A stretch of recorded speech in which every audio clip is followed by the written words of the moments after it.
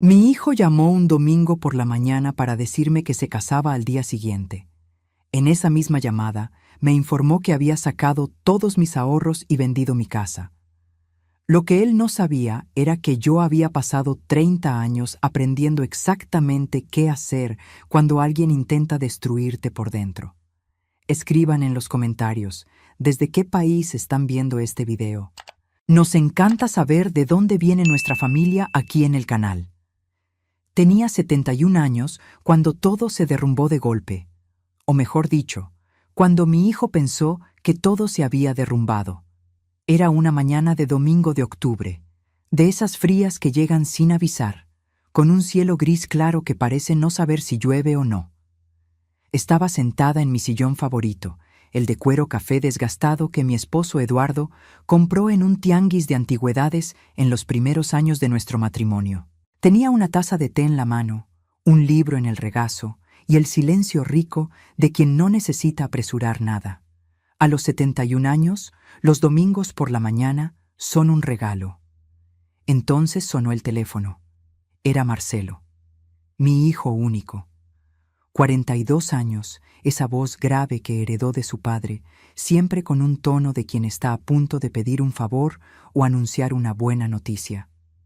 Esta vez eran las dos cosas, o al menos él creía que lo eran. «Mamá», dijo, «tengo una noticia increíble. Me caso mañana». Hice una pausa. No por la sorpresa de que se casara, sino por la palabra mañana. Mi hijo me estaba avisando de una ceremonia de boda con menos de 24 horas de anticipación. Le pregunté quién era la novia, con esa calma de quien aprendió que las preguntas apresuradas no cosechan respuestas verdaderas.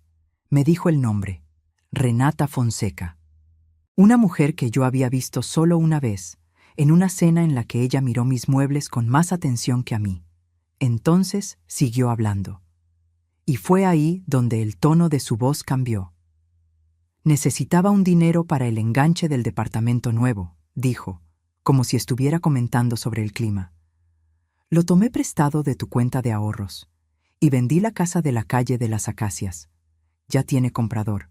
La documentación se firmó esta semana». Me quedé callada por unos segundos, no por miedo, no por desesperación.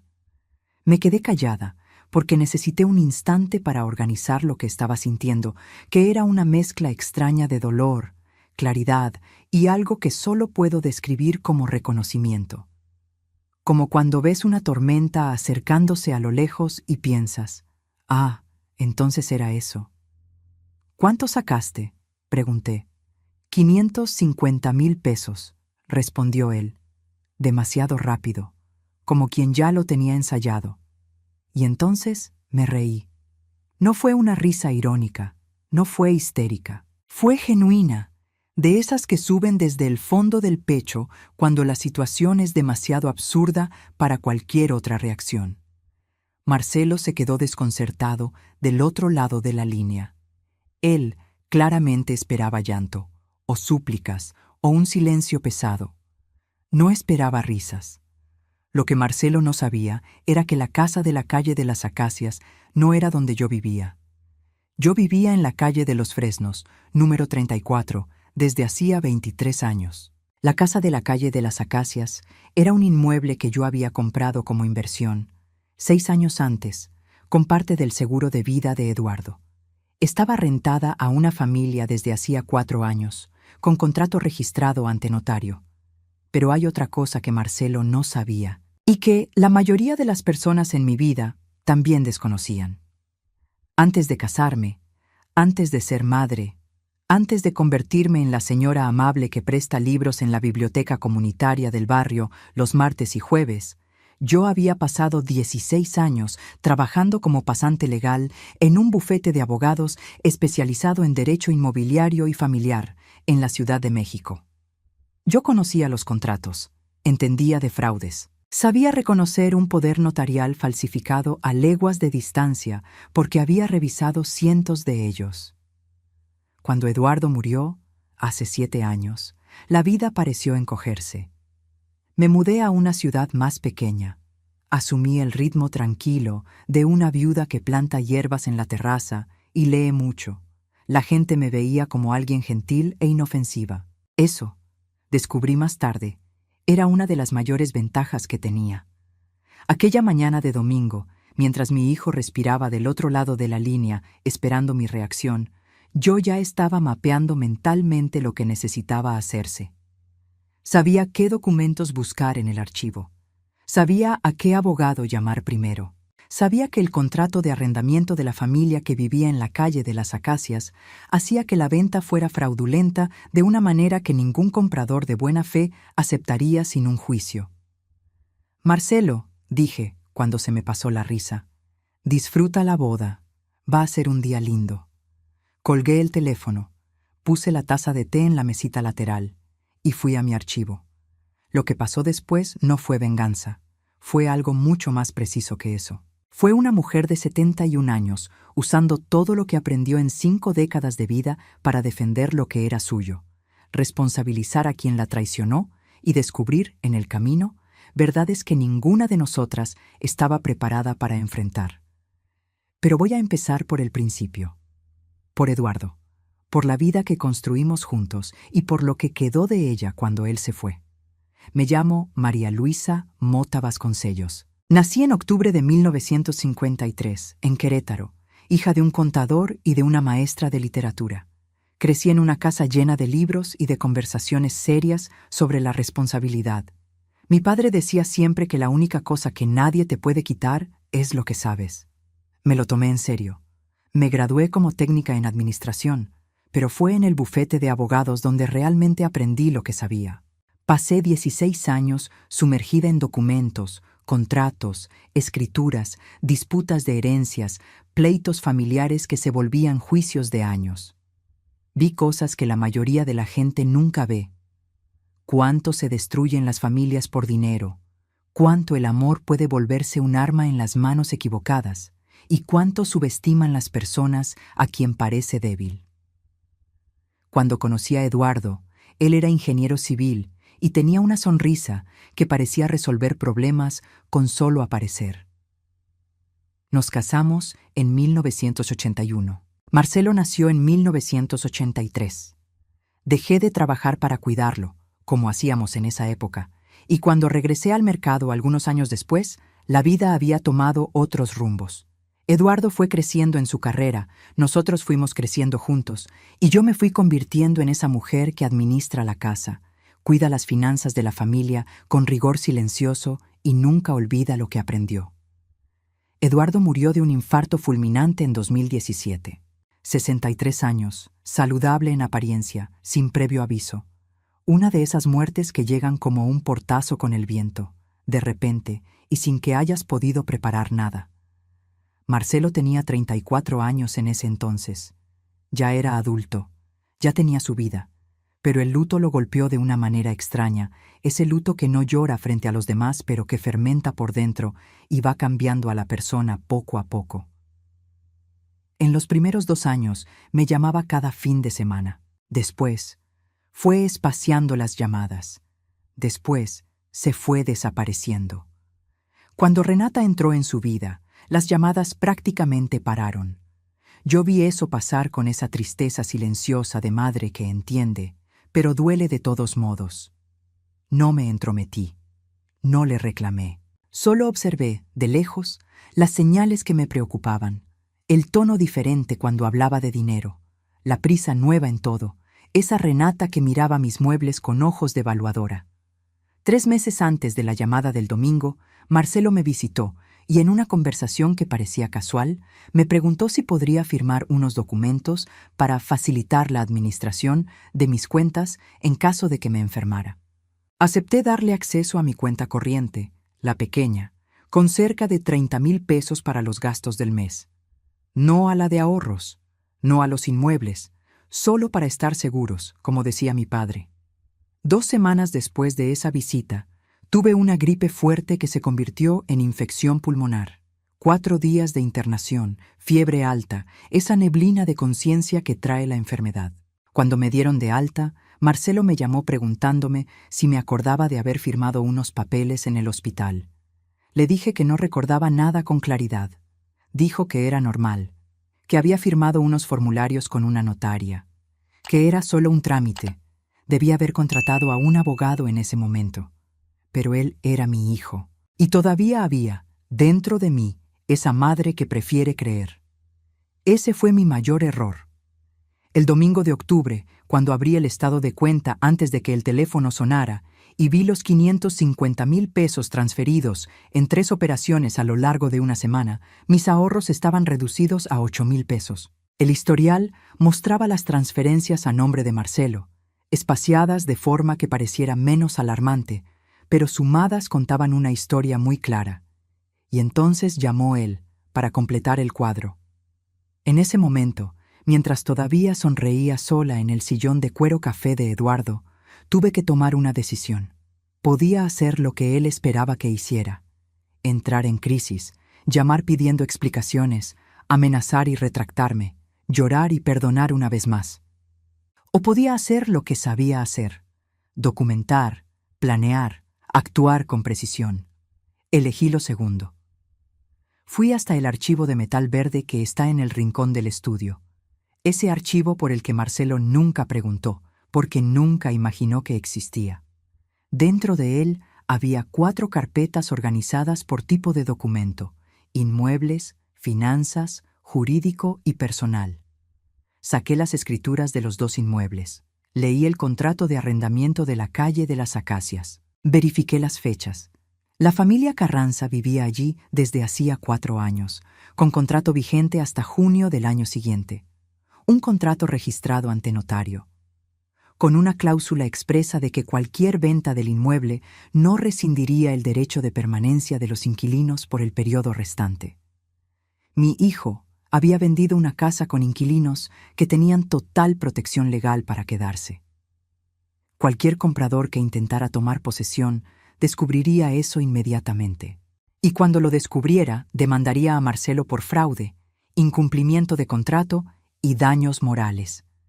Abrí mi laptop y empecé un documento nuevo. En la parte de arriba escribí con letras mayúsculas: cronología, y empecé a escribir todo lo que recordaba, con fechas, montos, nombres y circunstancias. Eran las 10 de la mañana del domingo. Para el final de ese día tendría mi plan completo. Hay algo que aprendí en el bufete de abogados y que nunca olvidé. La mayor ventaja en una disputa no es el dinero, no es el abogado más caro, no es el grito más fuerte. Es la documentación. Quien documenta primero, documenta mejor y documenta con consistencia, casi siempre gana. Pasé 16 años viendo eso suceder. Así que, aquel domingo, mientras mi hijo probablemente celebraba con Renata la ingenuidad de su vieja madre, yo trabajé. Llamé a doña Socorro, mi vecina y amiga de 20 años, que tiene una memoria mejor que cualquier agenda y una lealtad que no hace falta pedir. Llegó en 15 minutos, con un recipiente de panqué de naranja que no pedí, pero que era exactamente lo que necesitaba. Nos sentamos en la cocina, tomamos café y se lo conté todo. Socorro no me interrumpió. Cuando terminé, se quedó en silencio por un momento, mirando la taza. Después solo dijo: ¿qué necesitas de mí? Ese es el tipo de amistad que se construye en 20 años de vecindad, de prestarse la sal y de pláticas en la banqueta al atardecer. No necesita drama, solo necesita confianza. Le pedí que me ayudara a organizar los documentos en 3 juegos completos, fotocopiados y numerados. Uno para mí, uno para el abogado y uno para el Ministerio Público. El lunes por la mañana, a las 9 en punto, llamé al banco. Hablé con la gerente de cuenta, una mujer llamada Carla, que me atendía desde hacía años.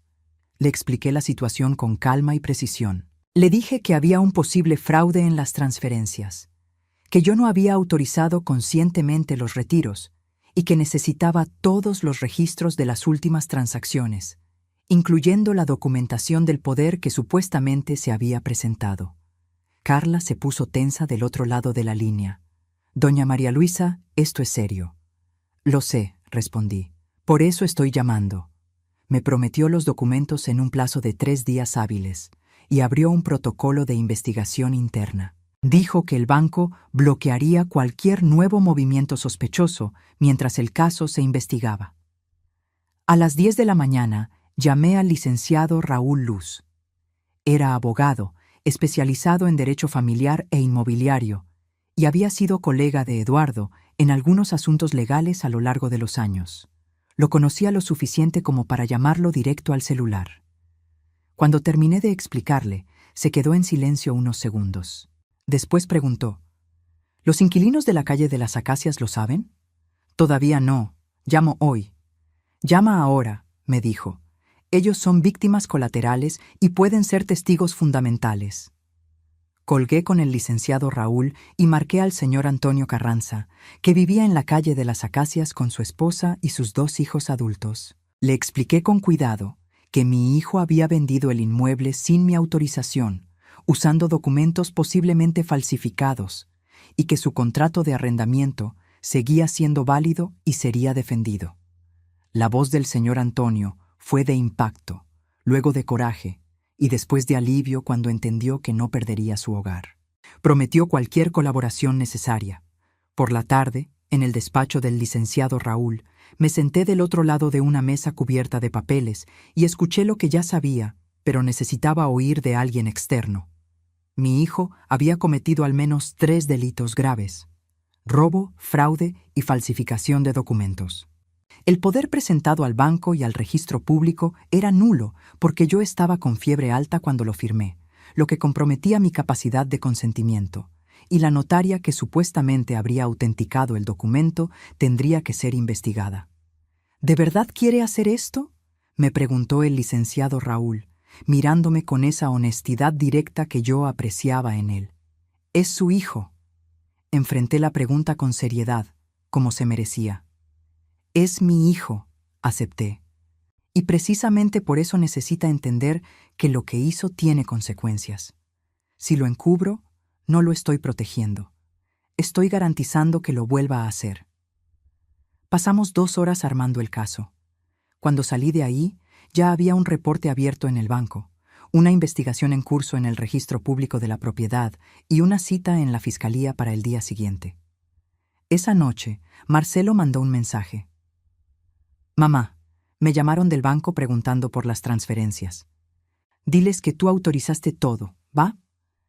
Me quedé mirando el mensaje por un largo rato. Entonces escribí de vuelta: «Buenas noches, Marcelo». Y guardé el teléfono. Lo que sentía en ese momento no era coraje puro, era algo más complejo y más pesado. Era el dolor de ver a alguien que criaste, a quien alimentaste, educaste y amaste. Convertirse en una persona que mira a su propia madre y solo ve un estorbo, un recurso que explotar, una debilidad de la cual aprovecharse. Recordé cuando Marcelo tenía 7 años y se cayó de la bicicleta en la banqueta y me quedé a su lado en el cemento caliente hasta que dejó de llorar, sin prisa alguna, sin ningún lugar mejor donde estar. Recordé cuando tenía 16 y me contó, con vergüenza, que había copiado en un examen, y no le grité, solo le dije que tendría que resolver eso con el profesor, y lo resolvió. ¿Dónde estaba ese niño? ¿Cuándo fue que decidió que el atajo era mejor que el camino? No tenía respuestas esa noche, pero tenía documentación, y eso era suficiente para empezar. La mañana del martes presenté la denuncia en el Ministerio Público. La licenciada que me atendió, una mujer de unos 40 años, con una mirada cansada pero atenta, escuchó mi historia sin interrumpirme. Cuando terminé, me preguntó si traía los documentos. Abrí la carpeta. Todos los estados de cuenta, las escrituras, el contrato de arrendamiento, la copia del poder sospechoso, el historial de las transferencias con fechas y montos. La licenciada lo hojeó todo en silencio. Después me miró con una expresión que era casi de respeto. «Usted se preparó muy bien», dijo. «Pasé 16 años en un despacho de abogados», respondí. «Se aprende». La investigación se abrió ese mismo día. Lo que siguió fue una semana intensa de llamadas, reuniones y esperas. El banco confirmó las irregularidades en las transferencias en 4 días. El registro público identificó que el sello del notario pertenecía a una profesional cuya licencia había expirado 2 meses antes de la fecha registrada en los documentos. La familia que había comprado la casa de la calle de las Acacias, los señores Ortega, fueron comunicados y reaccionaron con horror. Habían puesto todos sus ahorros en el enganche. Estaban destrozados. Llamé a Débora Ortega personalmente. Contestó con la voz temblorosa, esperando lo peor. Le dije que el contrato de compraventa sería anulado, que su dinero les sería devuelto y que, cuando los inquilinos se salieran al final del contrato, si ella todavía quería la casa, se la vendería al mismo precio que ella había pactado. Se quedó en silencio por un momento. Después dijo: «Usted no tenía por qué hacer eso». «Sí tengo», respondí. «Su familia no hizo nada malo». Marcelo se casó un lunes por la mañana, en una ceremonia pequeña en un jardín de eventos por la zona de San Ángel. Me invitó por mensaje la noche anterior, con esa confianza de quien cree que su mamá va a aparecer sonriendo sin importar lo que haya pasado. Y aparecí, con un vestido azul, el cabello arreglado y un pequeño regalo envuelto con esmero. Dentro del regalo había una foto vieja. Eduardo, Marcelo con 3 años y yo en el parque de Chapultepec un día de sol. En el reverso escribí: «Para que siempre recuerdes de dónde vienes. Con amor, mamá». El lugar estaba decorado con flores blancas y arreglos caros que reconocí por el precio, porque Eduardo me enseñó a apreciar la calidad y aprendí a reconocerla cuando se compra con dinero que no es de quien está pagando. Había champaña francesa, pastel de 4 pisos, una decoración que fácilmente costaba unos 200,000 pesos. Mis 200,000 pesos. Renata estaba guapa, con ese tipo de belleza que exige mantenimiento constante y que, de cerca, parece un poco harta de sí misma. Me abrazó con ese calor calculado de quien quiere parecer afectuosa sin serlo. Dijo que se alegraba de que yo hubiera entendido, que debería aprovechar para relajarme sin preocupaciones por la casa o el dinero. Le devolví la sonrisa con el mismo tipo de calor. Me senté en la primera fila de la ceremonia y observé a mi hijo prometer amor y fidelidad a esa mujer. Lo hice con atención genuina, no con amargura, porque por más que me doliera, ese seguía siendo mi hijo. Y necesitaba guardar bien la imagen de ese momento, porque sería su último día feliz en mucho tiempo. Durante la recepción, caminé por el salón con cuidado, platiqué con gente que no conocía, tomé champaña que no bebí y me tomé fotos que sabía que nunca revelarían nada de lo que estaba pasando bajo la superficie. A las 3 de la tarde, mi teléfono vibró. Un mensaje del licenciado Raúl. El registro confirmó fraude en el sello del notario. Los Ortega ya fueron notificados. La fiscalía abrió investigación formal. Lo tenemos. Guardé el teléfono en la bolsa. Miré a Marcelo, que bailaba con Renata bajo una lluvia de pétalos, sin la menor idea de lo que estaba pasando. Me fui antes de que partieran el pastel. Abracé a mi hijo, le deseé felicidad con toda la sinceridad que pude reunir y salí por el pasillo del salón sin mirar atrás. En el coche, en el silencio, lloré un poco. No de coraje, de luto. Por el hijo que tenía antes de todo esto, o tal vez por el hijo que nunca existió de la forma en que lo imaginé. Después me sequé los ojos, encendí el motor y me fui a casa. Socorro me estaba esperando con una botella de vino abierta y una expresión que no necesitaba palabras. «¿Cómo estuvo?», preguntó. «Caro», respondí, «caro y muy bonito». Ella se rió. Yo también. Nos quedamos hasta tarde organizando la documentación final, separando cada comprobante, cada estado de cuenta, cada contrato en orden cronológico perfecto. Trabajamos bien juntas, como siempre, con esa eficiencia silenciosa de quien conoce los hábitos del otro. Esa noche, antes de dormir, me quedé pensando en Eduardo, en cómo sería él en ese momento. Era un hombre que creía en las consecuencias, pero también en las segundas oportunidades. Decía que el castigo sin posibilidad de redención era solo crueldad disfrazada de justicia. Tendría que recordar eso cuando llegara la hora. Aparecieron en mi puerta una noche fría, una semana después de la boda. Sin avisar, sin llamar, Simplemente tocaron con esa intimidad agresiva de quien cree que tiene derecho a entrar. Marcelo traía la cara desencajada y los ojos rojos de quien no ha dormido bien. Renata tenía esa expresión que yo ya había aprendido a reconocer, el cálculo bajo el barniz. Entré a la sala y los dejé pasar, sin decir nada. Marcelo fue directo al punto. El banco le había bloqueado las cuentas. El registro había congelado la venta de la calle de las Acacias. Estaba recibiendo llamadas de abogados y de la policía. «¿Qué hiciste?», preguntó. Me quedé de pie, de espaldas a la ventana, con esa luz débil de noviembre entrando por detrás. Le dije que había hecho lo que se tenía que hacer, que el poder era fraudulento, que la venta era ilegal, que las transferencias habían sido reportadas al banco. Renata dio un paso al frente. Dijo que yo ya estaba vieja y no podía administrar mis propias cosas, que ellos solo estaban ayudando, que si seguía con eso, ellos tendrían formas de hacerme la vida muy difícil. Iban a decirle a todos que yo tenía pérdida de memoria, que no era capaz de tomar decisiones sola. Iban a pedir una interdicción judicial por incapacidad. Escuché todo en silencio. Hay algo que años de trabajo legal te enseñan. Cuando la otra parte empieza a amenazar, es porque tiene miedo.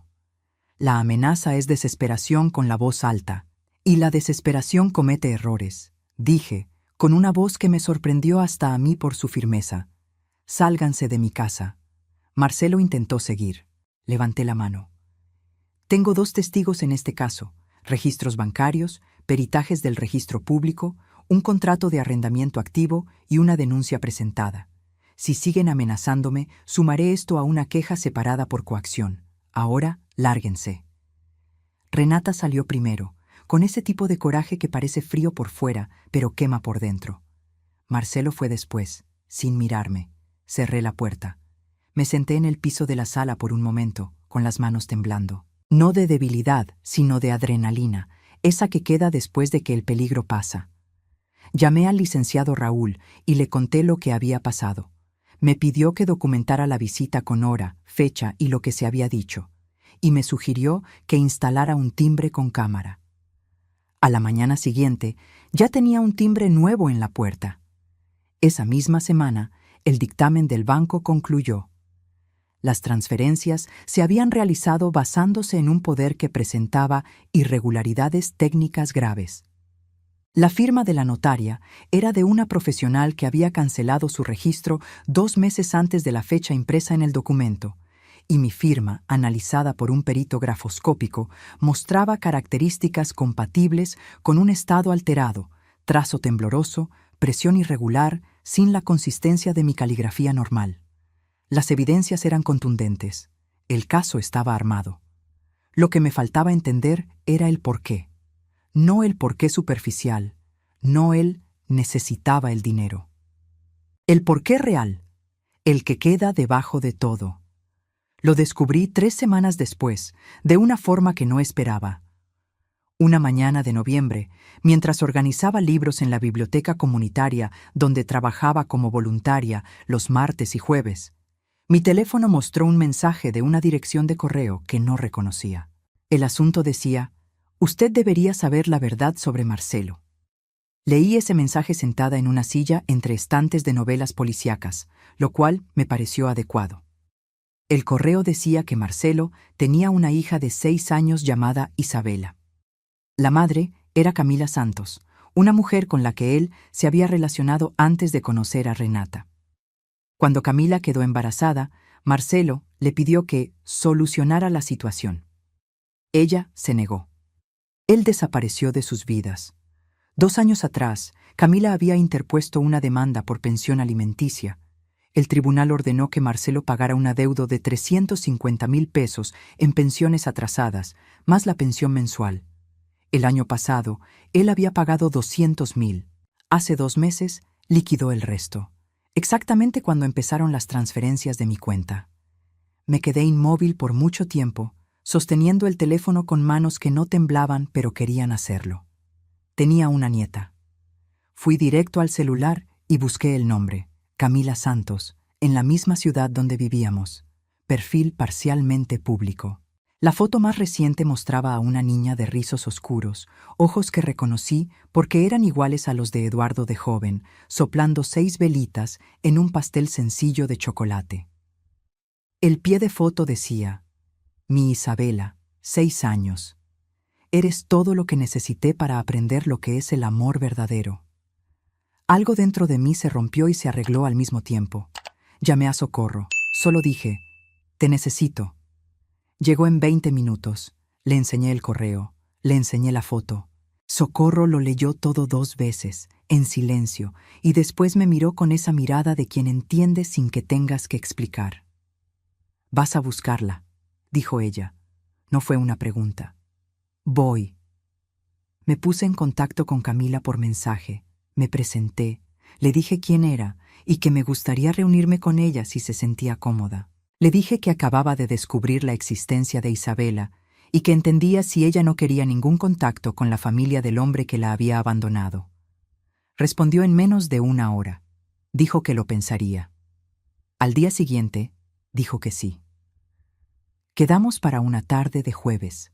Camila vivía en un departamento pequeño, pero bien cuidado, con dibujos de Isabela por todo el refrigerador y un pequeño estante con libros infantiles gastados de tanto uso. Tenía 35 años, ojos cansados, pero un rostro abierto que me recordó a mujeres que conozco que cargan mucho, pero no se doblan bajo el peso. Tomamos té. Ella me contó la historia sin coraje, solo con esa fatiga honesta de quien ya procesó el dolor y solo queda el hecho. Cuando Isabela llegó de la escuela, con su mochila rosa en la espalda y un dibujo de un gato en la mano, se detuvo en la entrada de la sala al ver a una extraña. Me miró con esa seriedad total de los niños que aún no aprenden a fingir. «¿Tú quién eres?», preguntó. «Soy la abuela de tu papá», respondí. Se quedó pensando un momento. Después me preguntó si quería ver el dibujo del gato. Le dije que quería mucho verlo. Me fui de esa casa con el corazón partido y también más entero de lo que había estado en años. Porque en medio de toda esa traición y dolor, había surgido algo inesperado. Una niña de rizos oscuros que dibujaba gatos y no tenía idea de cuánto había cambiado mi vida solo por existir. La audiencia preliminar fue una mañana fría de noviembre. Llegué con el licenciado Raúl, la documentación completa y esa calma que no es ausencia de sentimiento, sino presencia de claridad. Marcelo estaba ahí con su abogado defensor, un hombre bien vestido, especializado en delitos de cuello blanco. Renata no había ido. Había presentado una solicitud de anulación de matrimonio la semana anterior. Mi hijo parecía 10 años mayor que en la ceremonia de la boda, hacía apenas un mes. Ojeras profundas, expresión de quien no duerme, una tensión en los hombros que reconocí porque era la misma que veía en Eduardo cuando un proyecto salía mal. La jueza Fernanda Aguiar presidió la audiencia con esa autoridad tranquila de quien no necesita elevar la voz para ser escuchada. Analizó la documentación. Escuchó al fiscal. Escuchó al licenciado Raúl. Hizo preguntas directas, sin adornos. Cuando llegó el momento de que yo hiciera mi declaración, me puse de pie y miré directamente a Marcelo. Antes de proseguir, dije, necesito preguntarle a mi hijo sobre Isabela. La sala se quedó en silencio. El rostro de Marcelo palideció de una forma que solo le vi otra vez. Cuando murió Eduardo y la noticia llegó por teléfono. «Habla de tu hija», le dije. Marcelo miró a su abogado, a la jueza, a mí. Y entonces, para mi sorpresa, empezó a llorar. No el llanto actuado de quien quiere conmover. Un llanto feo, de ese que sale cuando la persona ya no puede aguantar más. Pidió permiso a la jueza y habló. Sobre Camila, sobre Isabela, sobre cuánto había negado la existencia de su hija por miedo a que la familia de Renata lo rechazara si lo sabían. Sobre los 350,000 pesos de pensión atrasada. Sobre la desesperación que fue creciendo hasta que se convenció de que robarle a su madre era una solución. Tomé el dinero de mi madre para pagar la deuda que acumulé por abandonar a mi hija, dijo, con la voz entrecortada. Le robé a quien más me amó para encubrir el hecho de que abandoné a mi propia hija. Soy un cobarde. Soy un ladrón. Y no merezco misericordia. La jueza lo observó por un largo momento. «Agradezco su honestidad, aunque sea tardía», dijo ella. «Haremos un receso de 30 minutos para que el señor hable con su abogado». En el pasillo, me quedé parada frente a una ventana que daba a un jardín interno del tribunal, con algunos árboles sin hojas. Socorro estaba a mi lado, como siempre. «¿Qué quieres que pase ahora?», preguntó bajito. Lo pensé con cuidado antes de responder. No quería ver a mi hijo destruido, pero tampoco podía ser la madre que encubre lo que no debe ser encubierto. Había una línea entre perdonar y ser cómplice, y yo había aprendido, de la forma más dolorosa posible, que cruzar esa línea no salva a nadie. «Quiero justicia», respondí, «y quiero que tenga una oportunidad de ser el padre que Isabela merece». Cuando se reanudó la audiencia, pedí hablar con el fiscal antes del cierre. Sugerí que se considerara, en la sentencia, la posibilidad de una pena que lo hiciera responsable sin destruir completamente la capacidad de Marcelo de ser un padre presente. El fiscal me miró con esa expresión de alguien que ha visto mucho, pero aún se sorprende a veces. «¿Usted está pidiendo clemencia por el hijo que le robó?» «Estoy pidiendo una justicia que permita la redención», corregí.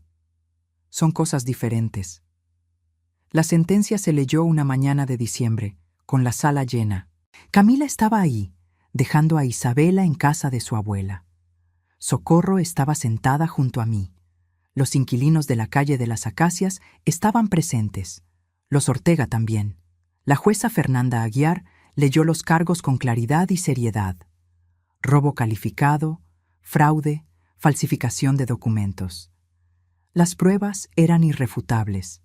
No había defensa posible, y el abogado de Marcelo no intentó crear una donde no la había.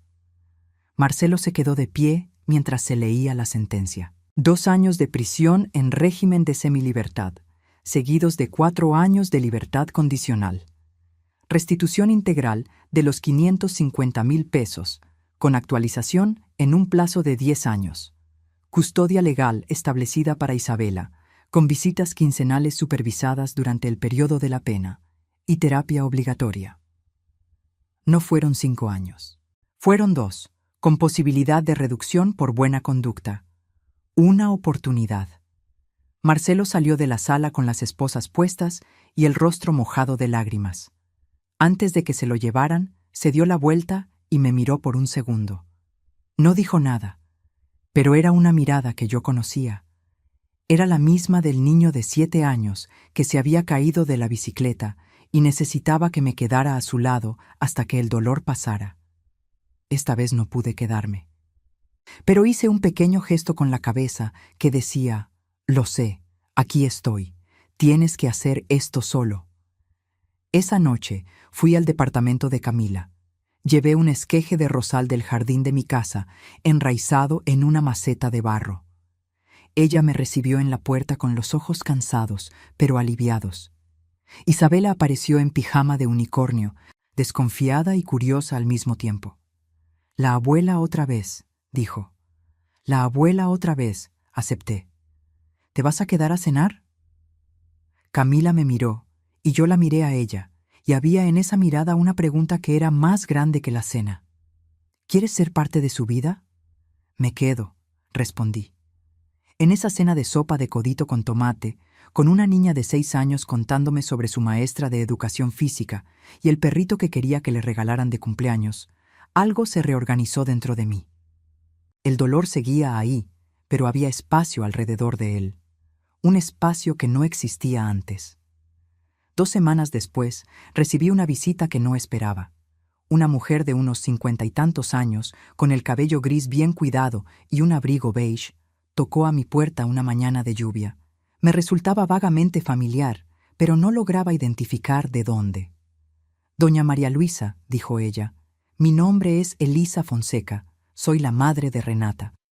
Pensé en cerrarle la puerta, pero había algo en su postura, una curva en los hombros que no era arrogancia, sino peso, que me hizo retroceder y decir: «Pase». Se sentó en el sillón de la sala con un sobre en la mano y un temblor en las manos que no era de frío. «Necesito decirle algo», dijo. Algo que debía haber dicho mucho antes. Abrió el sobre. Dentro había una carta escrita a mano. Me dijo que hace 22 años, una noche de lluvia en la carretera, había perdido el control de su coche con Renata en el asiento de atrás. El coche había girado y se detuvo en sentido contrario. Eduardo venía hacia ellas. Él podría haber esquivado. No esquivó. Dirigió su auto para absorber el impacto. Las protecciones funcionaron. Renata salió con heridas leves. Elisa con un corte en la frente. Eduardo murió en el lugar. Me quedé completamente inmóvil por un momento que no puedo medir. Mi esposo murió salvando a su hija, dije, y mi voz salió desde muy lejos. Elisa estaba llorando en silencio. Dijo que había vivido con esa culpa por más de 2 décadas. Que cuando Renata empezó a andar con Marcelo y descubrió que era hijo de Eduardo, pensó que era una oportunidad de reparar la deuda de alguna forma. Fomentó la relación. Sugirió que la familia de Eduardo seguramente querría ayudar a Marcelo a tener éxito. Ella no tenía idea de lo que pasaría después. Yo no quería lastimarla, dijo. Intenté honrar al hombre que salvó a mi hija. Salga de mi casa, por favor, pedí, con la voz firme pero sin crueldad. Se fue. Me quedé sentada en la oscuridad de la sala por un largo tiempo. Eduardo había salvado a Renata. La mujer que había incitado a mi hijo a traicionarme estaba viva porque mi esposo había dado la vida por ella. ¿Cómo procesas eso? Llamé a socorro. Llegó en 15 minutos. Escuchó todo. Y entonces dijo, con esa sabiduría directa que yo tanto apreciaba en ella: Malú, Eduardo tomó una decisión en una fracción de segundo para salvar a una niña. Eso era lo que él era. Pero lo que Renata y Marcelo hicieron fue calculado. Durante semanas. Son cosas diferentes. Lo sé, respondí, pero te vas a culpar de todos modos por un tiempo, dijo ella. Y está bien, siempre y cuando no dejes que esa culpa tome las decisiones por ti. No dormí mucho esa noche. Me quedé pensando en Eduardo, en aquel segundo en que tomó la decisión que tomó. Y me pregunté si sabía, en ese instante, cuánto se iba a desarrollar esa elección en el futuro, qué caminos sinuosos recorrería antes de llegar hasta mí, sentada sola en la oscuridad. Probablemente no lo sabía. Nadie sabe esas cosas en el momento. Pero su bondad había creado toda esa red, y ahora era mi responsabilidad decidir qué hacer con ella. Cuando las hojas cayeron todas y el frío de fin de año llegó de lleno, me encontré pensando en lo que sería la primera fiesta con la familia que surgió de todo esto. No la familia que tenía antes, la familia que había surgido de las cenizas. Preparé la cena de fin de año con Socorro, que vino temprano para ayudar. Arreglamos la gran mesa del comedor que Eduardo había comprado en una tienda de madera de demolición, una mesa pesada y honesta que ya había visto muchas comidas y muchas pláticas. Pusimos platos suficientes para 12 personas.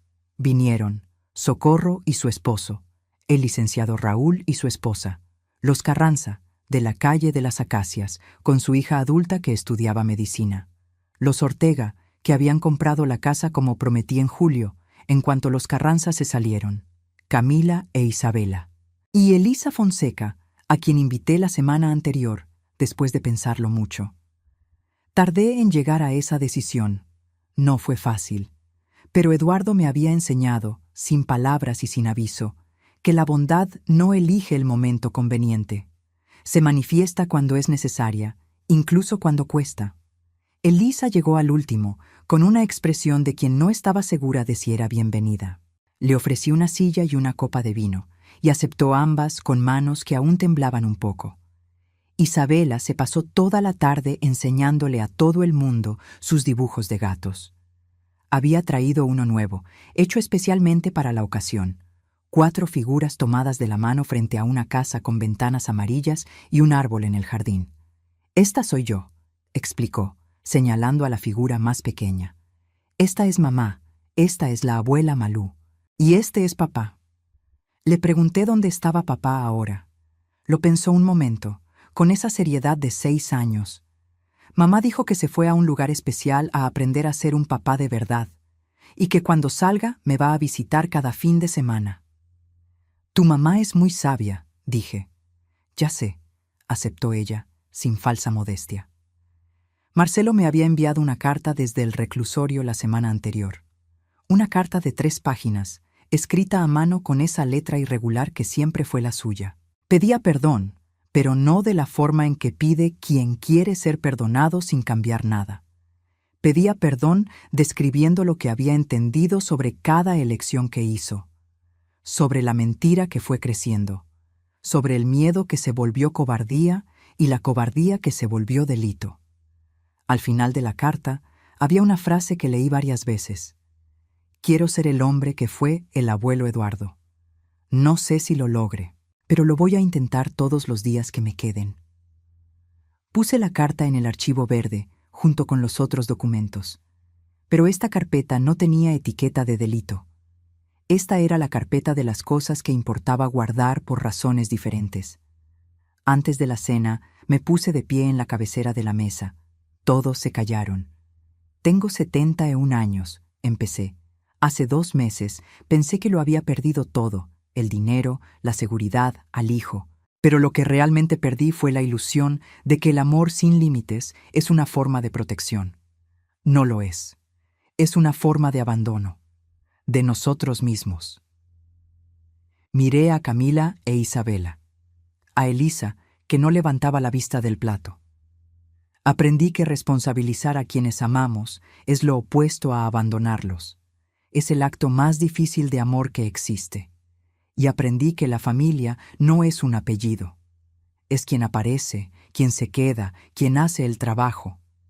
Miré alrededor de la mesa. Rostros marcados, pero presentes.